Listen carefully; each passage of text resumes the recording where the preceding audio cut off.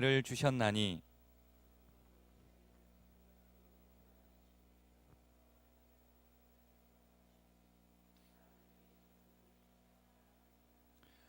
올라가셨다 하였은즉 땅 아래 낮은 곳으로 내리셨던 것이 아니면 무엇이냐?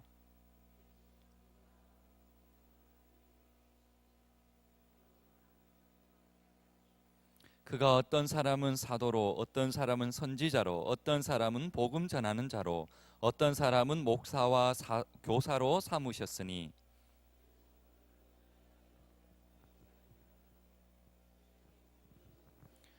우리가 다 하나님의 아들을 믿는 것과 아는 일에 하나가 되어 온전한 사람을 이루어 그리스도의 장성한 분량이 충만한 데까지 이르리니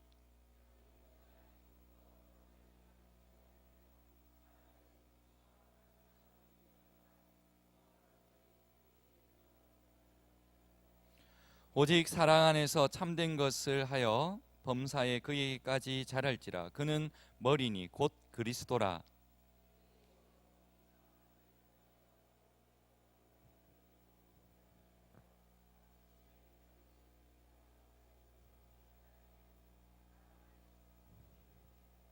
아멘. 계속해서 이제 교회에 대해서 이렇게 말씀을 나누고 있습니다. 오늘은 에베소서인데 이 에베소서의 주제는 그냥 크게 말하면 교회론입니다. 교회론.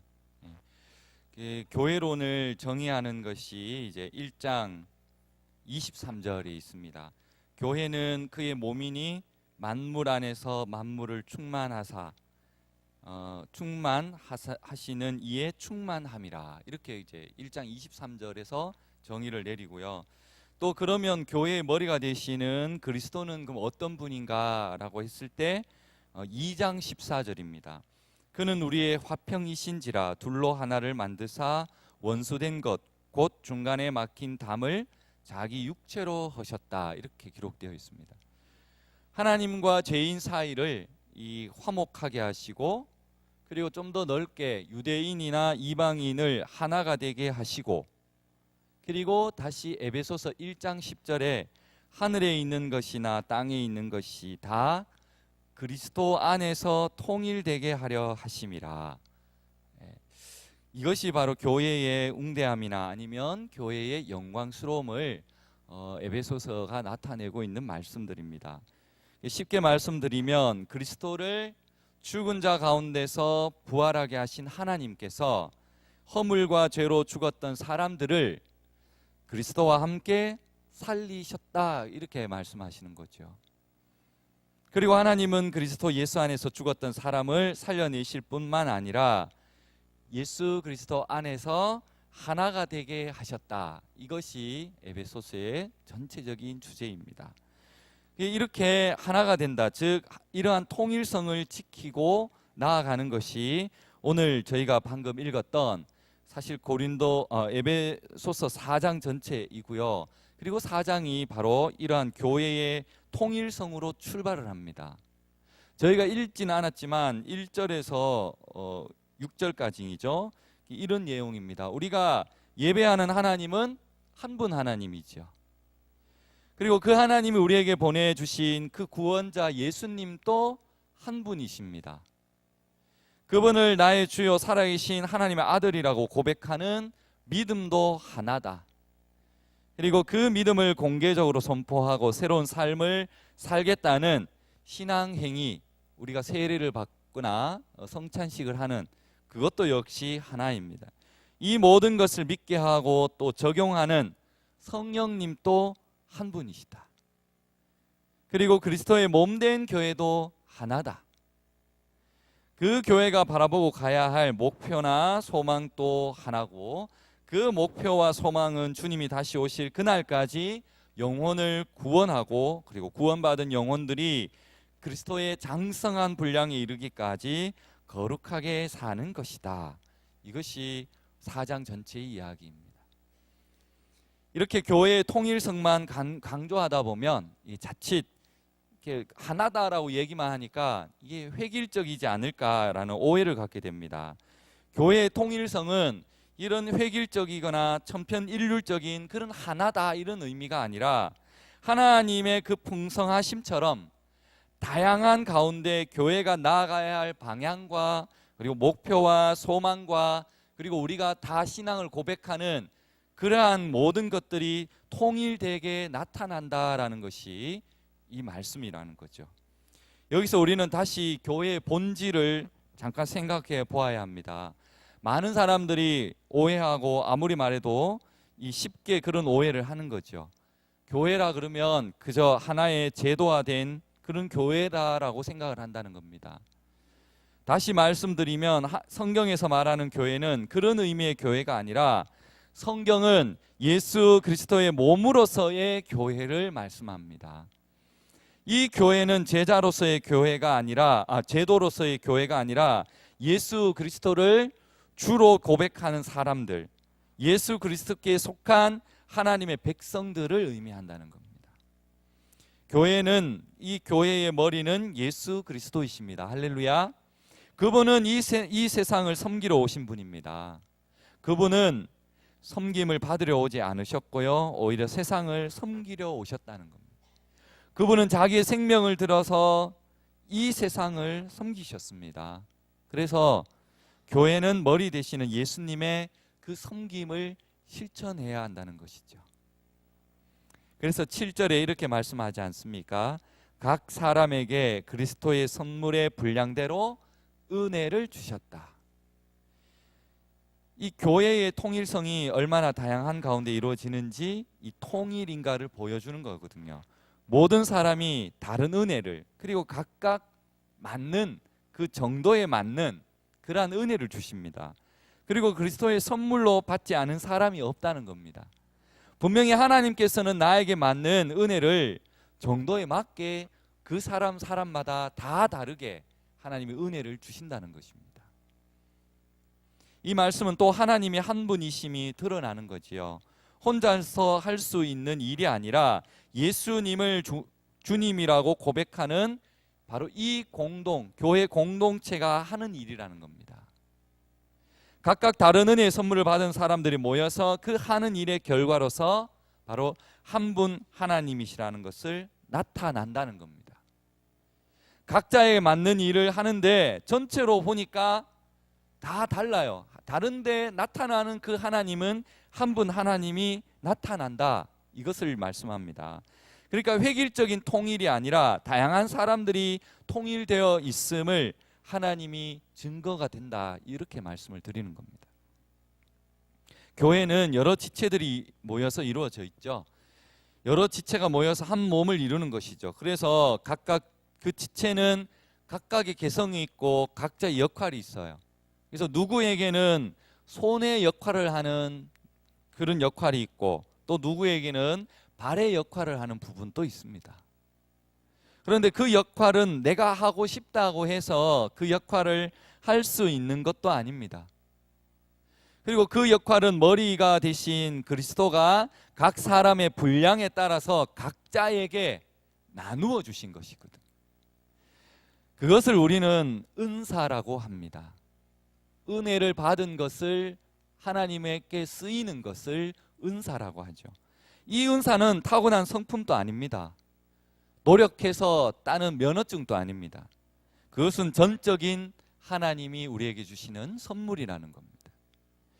그리스도께서 각자의 그 은혜대로 주시는 거죠. 그래서 우리는 자신의 은사를 자랑할 이유도 없고 또 다른 사람이 갖고 있는 그 은사를 부러워할 이유도 없다는 것입니다.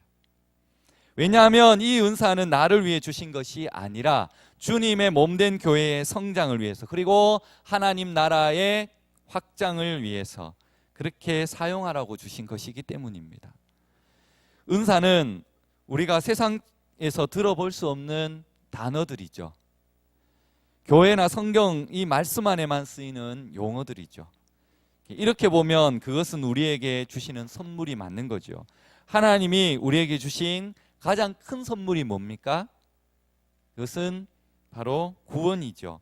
그리고 하나님은 우리에게 구원만 주신 것이 아니라 이 구원과 더불어 많은 것을 주셨는데 하나님을 아는 지식, 아니면 그 지식으로 하나님께 예배와 우리는 경배를 드리는 것, 그리고 교회를 섬기는 것, 그리고 교회를 사랑하는 것, 다 말로 기록할 수가 없겠지요.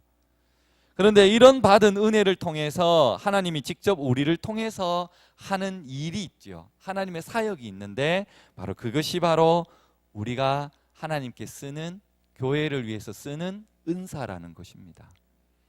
성도 여러분, 그리스도께서 여러분에게 어떤 은사를 주셨는지 알고 계십니까? 그것을 알 때 내가 교회에서 어떤 일로 봉사해야지, 아니면 어떻게 교회를 세우는데 쓰임을 받을 것인지 알게 된다는 것입니다. 근데 여기에는 한 사람도 예외는 없습니다. 나는 받은 은사가 없다라고 생각할 수도 있겠지만, 그러나 그런 분은 있다 할지라도 은사를 받지 않은 것이 아니라 어떤 은사를 받았는지 아직 발견하지 못한 것이죠. 그래서 우리는 내가 받은 은사가 무엇인지를 발견하고 또 개발하고 성도와 교회를 위해서 사용함으로써 이 주님의 몸된 교회를 세워 나간다는 것입니다. 그렇다면 이 은사의 종류에는 어떤 것들이 있을까요? 오늘 우리가 읽었던 본문 11절입니다. 그가 어떤 사람은 사도로, 어떤 사람은 선지자로, 어떤 사람은 복음 전하는 자로, 어떤 사람은 목사와 그리고 교사로 삼으셨다. 여기에 기록되어 있는 은사 중에 사도, 선지자, 복음 전하는 자, 그리고 목사, 그리고 교사만이 언급되고 있습니다. 그러니까 나는 해당 사항이 없는 것 같아요. 그렇지 않습니다. 여기 언급된 은사는 교회 안에 있는 대표적인 은사입니다. 교회 안에 있는 모든 은사를 말하는 것이 아닙니다.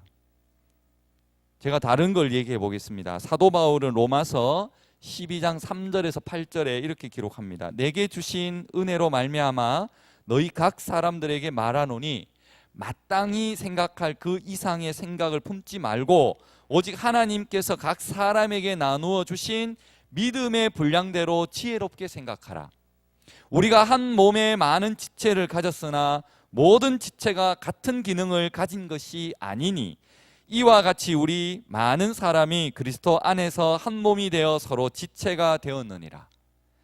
우리에게 주신 은혜대로 받은 은사가 각각 다르니 혹 예언이면 믿음의 분수대로, 혹 섬기는 일이면 섬기는 일로, 구제하는 자는 성실함으로, 다스리는 자는 부지런함으로, 긍휼을 베푸는 자는 즐거움으로 할지라 라고 바울이 말씀합니다.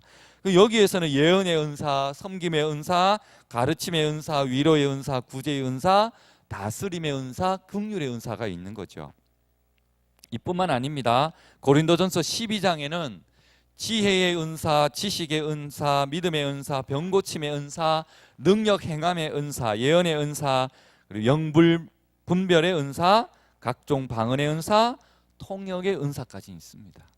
수도 없는 거지요. 하나님이 우리를 쓰시고자 하는 이러한 여러 가지 은사들은 엄청 많이 있다는 겁니다. 우리 개인의 능력과 행복과 성공은 목적이 아니잖아요. 그것이 목적이 되면 안 되죠. 하나님이 주신 은혜이고 목적을 이루는 수단이 되어야 하는 거지요. 그 은혜를 받아서 영혼을 살리고 그리고 거룩한 삶을 살아가는 것입니다. 이것을 위해서 하나님이 우리 각 사람에게 은혜를 주셨고 그리고 그 은혜 받은 대로 은사를 사용하라는 것입니다.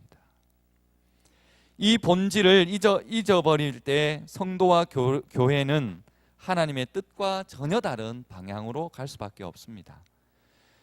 은사는 실로 다양하지요. 중요한 것은 우리 모두에게 각각의 은사를 하나님이 선물로 주셨다는 것에 있습니다. 그렇다면 왜 이런 은사를 우리에게 주셨을까? 우리에게 은사를 나눠주시는 이유는 그러니까 찾아봐야 되는데 그리스도의 승천과 관련이 있습니다. 예수님은 우리를 구원하시기 위해 이 땅에 오셨습니다. 십자가에 못 박혀 흠없는 그 보혈을 우리에게 흘려주셨습니다. 그리고 우리의 구원을 완성해 주셨죠. 이제 지상에서의 공생애를 마치고 이제 하늘로 올라가셔야 합니다. 그 예수님이 없는 이 세상에 비록 예수님이 계시지는 않지만 예수님의 제자를 통해서 예수님의 그 사역을 계속 이어져 나가야 합니다. 그래서 제자들에게 귀신을 내쫓고 병자를 고치는 권세도 주셨습니다. 또한 제자들에게 명하시기를 너희는 가서 모든 족속으로 제자를 삼아 아버지와 아들과 성령의 이름으로 세례를 주고 내가 너희에게 분부한 모든 것을 가르쳐 지키게 하라. 이 명령을 하셨죠. 주님은 이 명령을 교회 위에 주셨습니다.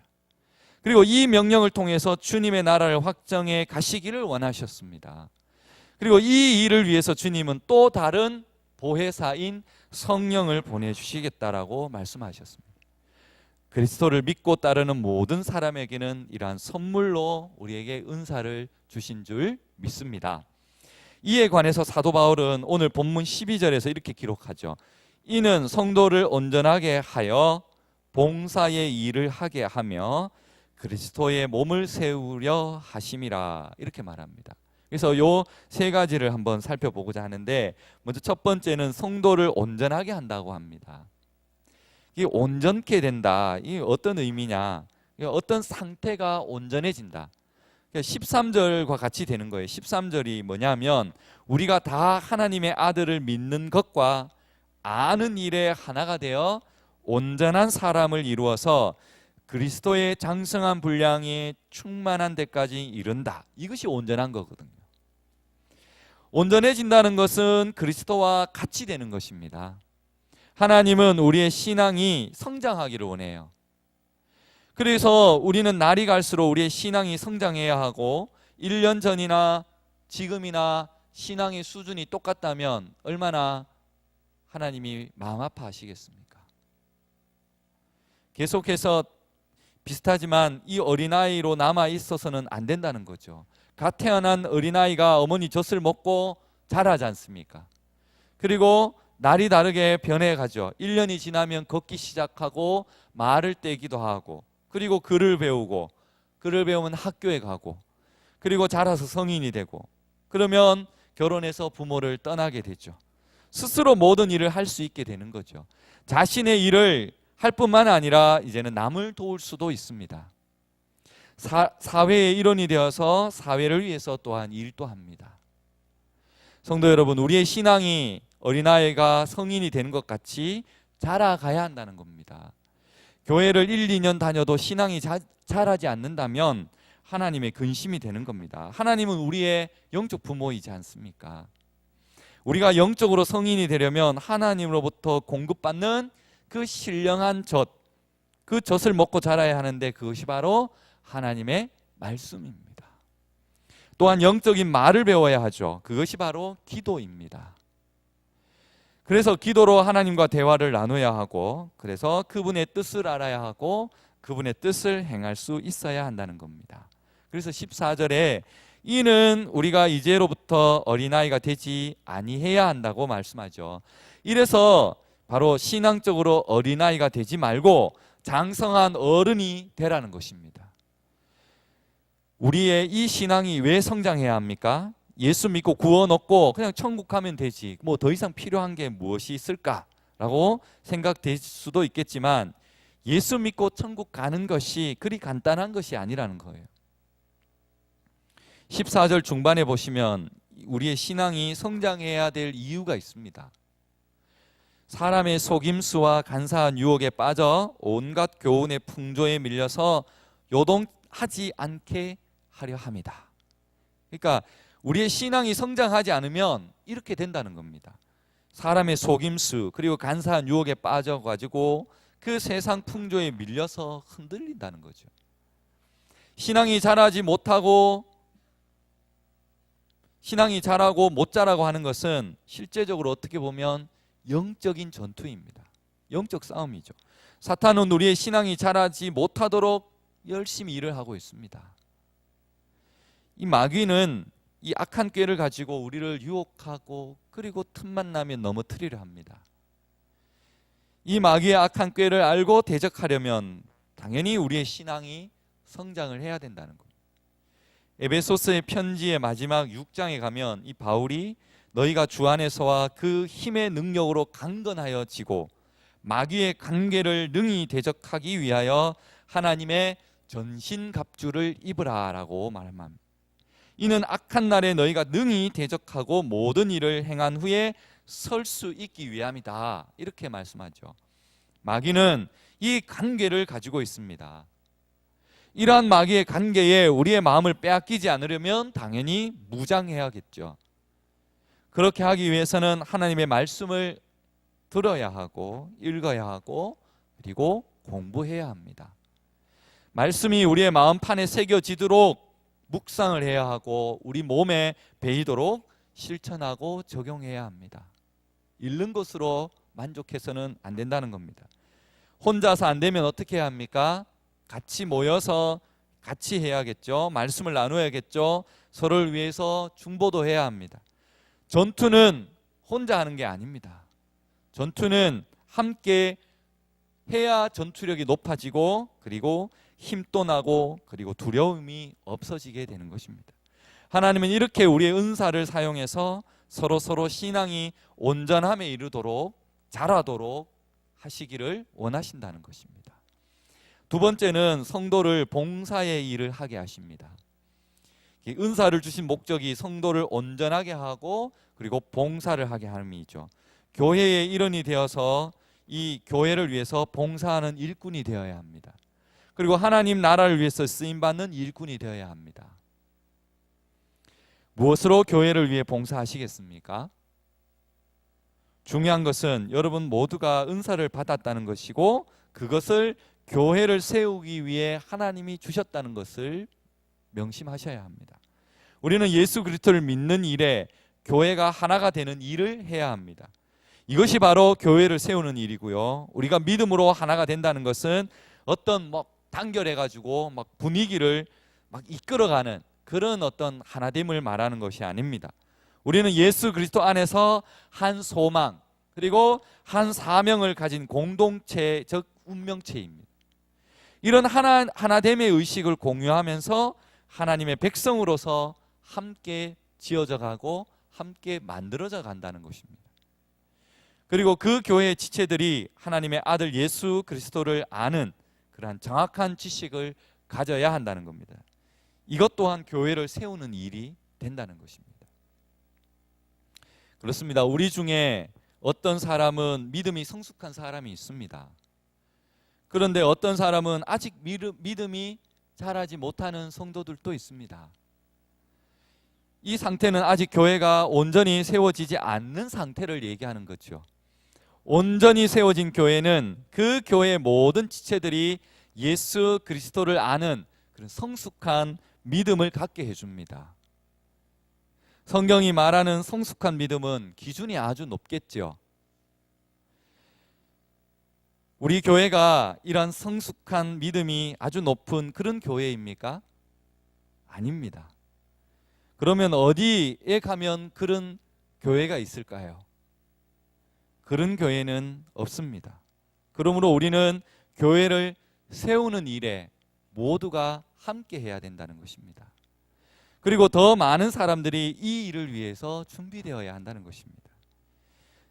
책을 봤는데 현대 교인의 그 병이 있습니다. 현대 교인들 병. 그 중에 병적인 게 하나가 뭐냐면 소비자 그리스도인이랍니다. 소비자 그리스도인. 어려운 말 같은데 이 소비자 마인드의 그리스도인은 쉽게 이 교회 저 교회에 옮겨 다니는, 마치 시장이나 마트에서 물건을 구입하고 그 물건을 장바구니에 채우듯이 교회 프로그램과 그리고 교우 관계를 따지면서 자기 기대를 충족시키기 원하는 그리스도인을 소비자 그리스도인이라고 합니다. 그렇게 한참을 찾고 나서 자신의 이해관계가 잘 맞으면 그 교회에 정착해서 소비를 한다는 겁니다. 그러다가 자신들의 요구에 그 교회 공급이 따라오지 못하면 또 새로운 교회를 찾아다니기 시작합니다. 그러나 하나님은 너와 닮은 사람들이 모이는, 그래서 너에게 꼭 맞는 교회를 찾아주겠다라고 말씀하지 않습니다. 하나님은 나와 닮은 교회를 만들기 위해서 너에게 주어진 사역을 하라고 말씀하신다는 것입니다. 나와 닮은 교회를 찾기보다는 나의 교회를 그리스도 닮은 교회로 만들어 가기 위해서 내가 해야 할 일이 무엇인지를 우리는 찾아야 하고 기도해야 하고, 그렇기 때문에 우리가 받은 은사를 교회를 위해서 사용되어져야 한다고 말씀하는 겁니다. 세 번째는 성도를 그리스도의 몸을 세우기 위해서 한다고 합니다. 이 하나님이 계획하신 교회는 유기체적인 몸입니다. 그러니까 그리스도를 머리로 하여 우리 모든 성도는 몸의 그 각 마디가 된다는 거죠. 각 마디와 지체는 서로 다른 마디와 지체의 도움으로 서로 활동을 하고 서로 같이 살아간다는 겁니다. 한 몸을 이룬다는 거죠. 몸의 한 부분만 자라고 한 부분이 자라지 않는다면 어떻게 되겠습니까? 그것은 기형아가 되는 거죠. 기형적인 거죠. 그러면 결국 기형은 수술을 받아야 합니다. 하나님이 계획하신 교회의 모습은 모든 교인이 한 몸 된 교회이고, 그리고 한 몸 된 각 지체에게 은사를 주셔서 그 은사대로 그리스도의 몸인 바로 이 교회를 세워가는 것입니다. 교회를 세운다는 것은 교회가 성장한다는 것을 말합니다. 교회는 조직이 아니라 생명이고 그리고 유기체입니다. 유기체는 각 지체가 자라면서 전체 몸이 성장하게 되어 있는 겁니다. 식물이 줄기가 자라고 가지가 자라면서 전체 자라는 거죠. 사람도 마찬가지입니다. 손과 발이 자라면서 전체 몸이 같이 자라는 거죠. 그러나 교회의 유일한 목표가 단순한 성장은 아닙니다. 우리의 목표는 건강하게 성장하는 거죠. 모든 지체가 골고루 잘 자라는 것이 바로 성장하는 것이 목적입니다. 그러므로 우리 교회는 모든 성도가 신앙이 잘 자라야 합니다. 그러기 위해서는 모두에게 은사를 주신 것이고, 그 은사를 가지고 다른 사람의 신앙 성장을 위해서 함께 섬기며 나아가야 한다는 것입니다. 그 은사를 가지고 교회에서 봉사하라는 것이죠. 그것이 주님의 몸된 바로 이 성전을 건강하게 세우는 것입니다. 마지막으로 한 가지 더 말씀드릴 것은 오늘 말씀 13절에 온전한 사람, 이걸 다르게 말하면 성숙한 사람입니다. 이 사람은 어떤 사람이냐? 교회를 세우는 사람입니다. 예수 그리스도를 믿는 것이 무엇인지 정확히 아는 사람이죠. 그리고 예수 그리스도는 누구이신지 역시 정확하게 아는 사람입니다. 그리스도 안에서 성숙한 사람은 오늘 15절의 말씀을 봅니다. 오직 사랑 안에서 참된 것을 하는 사람이죠. 이 말씀은 사람은 말에 있어서 모든 관계에서 예를 들어서 거래를 한다든지 아니면 그 인간관계에 있어든지 그의 삶의 전 영역에서 자신의 그 진실함이 드러나는 사람입니다. 또한 이러한 온전한 사람 아니면 성숙한 사람은 개인적인 수양으로 도달되는 것이 아니라 바로 교회 전체가 한 몸을 이루어서 각자의 은사대로 봉사하고 서로가 주님의 은혜를 주고받음으로써 함께 만들어져 가는 것이 이러한 성숙한 사람 그리고 온전한 사람이 된다는 것입니다. 말씀을 맺겠습니다.